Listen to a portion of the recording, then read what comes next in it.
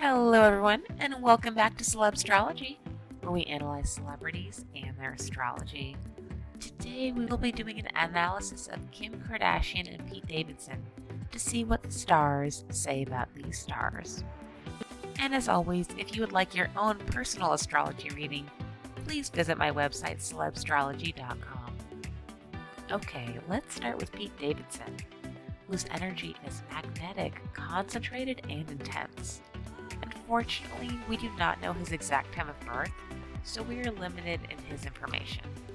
But what we do know is that he was born November 16th, 1993, making him born under the sign of Scorpio.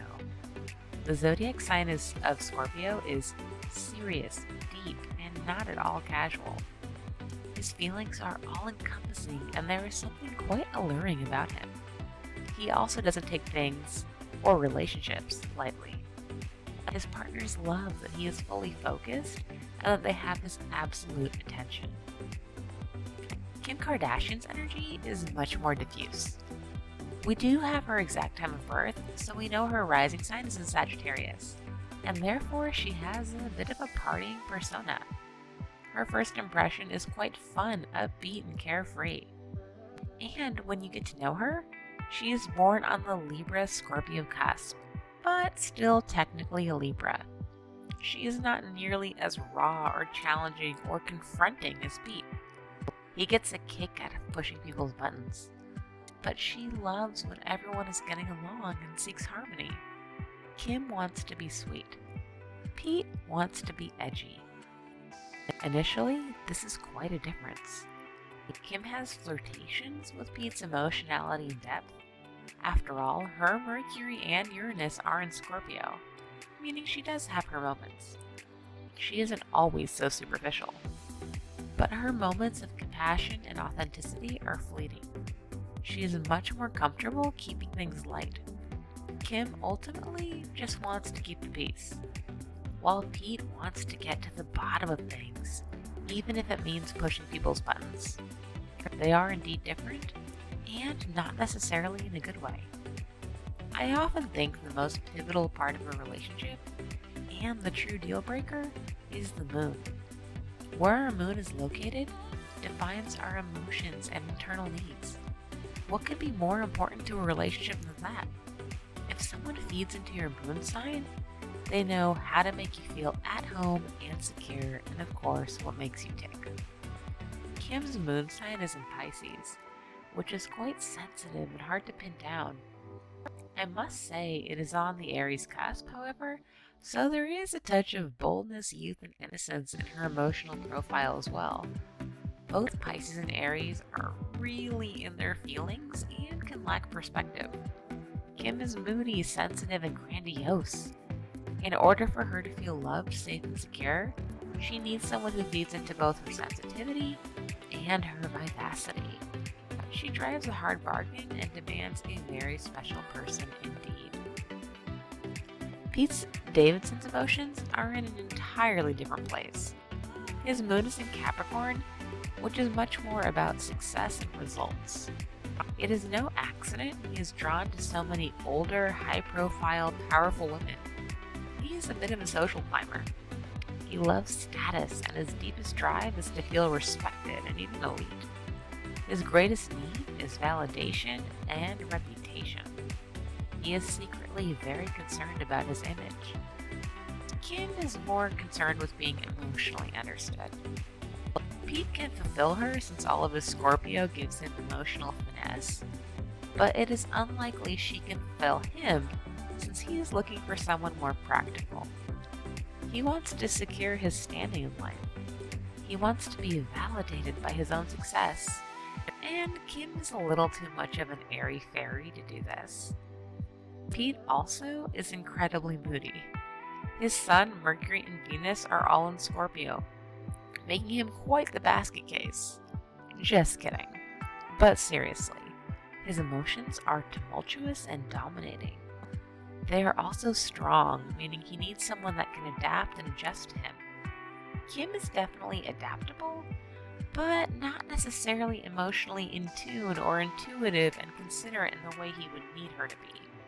Her Mars is in Sagittarius, meaning her general energy is indeed flexible, but she is more engaged with the outside world and self-expression rather than keeping her feelings locked up inside. Pete, on the other hand, is very internal. He is guarded and hard to figure out. He needs someone with above average sensitivity. He needs tenderness and love to the highest degree.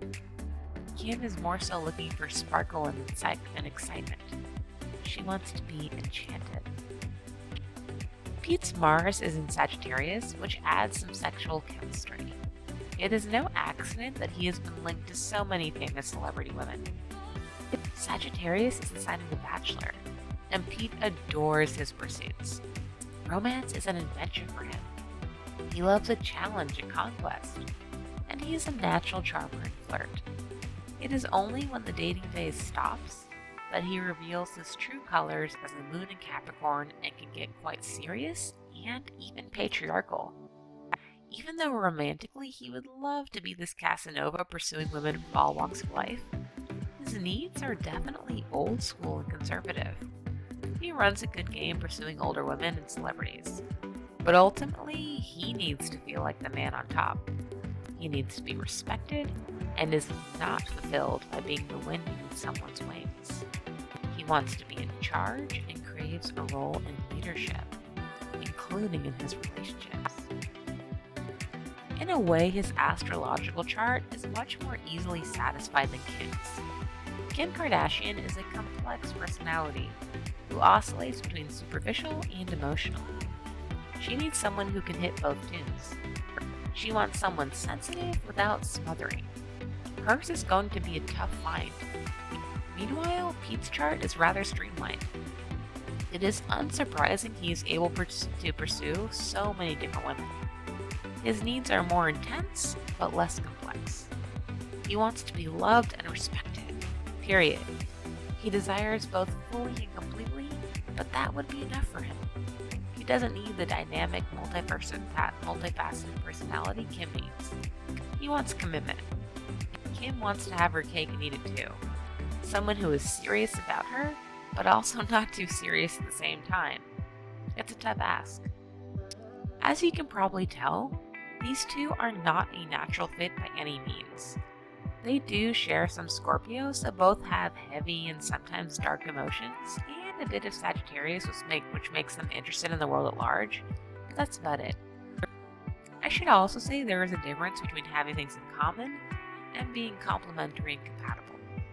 They can probably lick each other's wounds a bit and get each other, but are by no means fulfilling. Kim may appreciate his consistency and steadiness, but he doesn't speak to her soul, and she won't make him feel genuinely empowered.